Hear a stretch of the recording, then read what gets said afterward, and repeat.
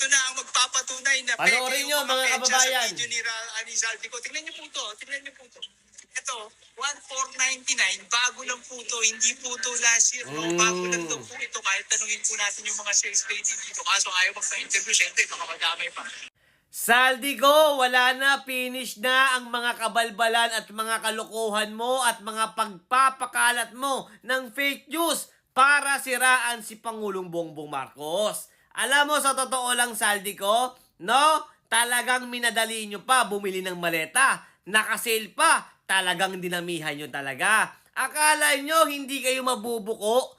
Hay naku, Zaldico, dahil sa mga kabalbalan mo at mga kalokohan mo at pagsisinungaling na ginagawa mo, pinapahamak mo lang ang sarili mo. Walang maniniwala sa'yo. Ayan, huling-huli ka, nabuko ka agad, di ba?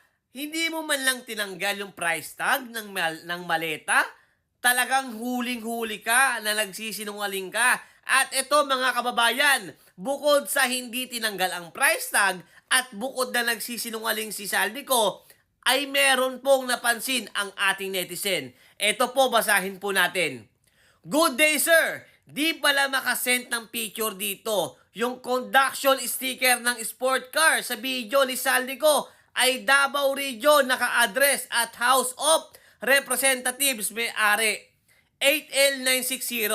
Ito mga kababayan, ang sinasabi niya, yung 8 represent na congressman at ang L naman, ito ay code ng Davao Region. Ayan mga kababayan, huling-huli po si Zaldico na nagsisinungaling at nagpapakalat po ng fake news at nagmamalinis pa mga kababayan na wala daw siyang nakuha at wala daw siyang ninakaw. Ano yan mga kababayan? Nagmamalinis itong si Zaldico?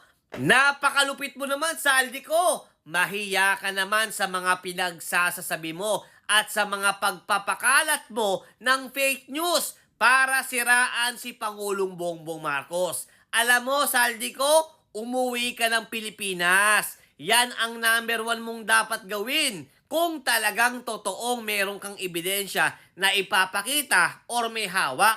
Baka naman, Zaldico, laway lang ang puhunan ha, walang resibo. Mahiya ka naman. Umuwi ka ng Pilipinas, harapin mo yung kaso mo at patunayan mo na totoo yung mga pinagsasasabi mo na paninira laban kay Pangulong Bongbong Marcos. Ayan, paano mo maipapaliwanag yung presyo ng maleta? Unang-una pa lang, bukong-buko ka na dyan, no?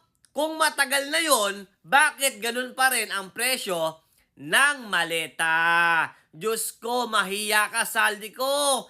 Nakakahiya ang mga ginagawa mo at pinapahamak mo lang ang sarili mo. At ito pa, Zaldico, paano mo maipapaliwanag yan? Ha? Yung 8L960 na ang may-ari po ng sports car na yan ay isang congressman na taga Davao. Ha? Paano mo maipapaliwanag yan? Umuwi ka ng Pilipinas, Zaldico, harapin mo ang kaso mo at patunayan mo yung mga pinagsasasabi mo na kung totoo yan, kung totoong may ebidensya ka. Baka laway lang ang puhunan. Mahiya ka naman, Zaldico. No? Mahiya ka naman sa mga pinagsasasabi mo. Huwag mong siraan ang Pangulo ng Pilipinas na kabutihan ang ginagawa para sa ating bansa. Para maniwala kami sa iyo, talaga, umuwi ka ng Pilipinas at ilatag mo ang resibo mo or ang ebidensya mo kung totoo yang mga pinagsasasabi mo.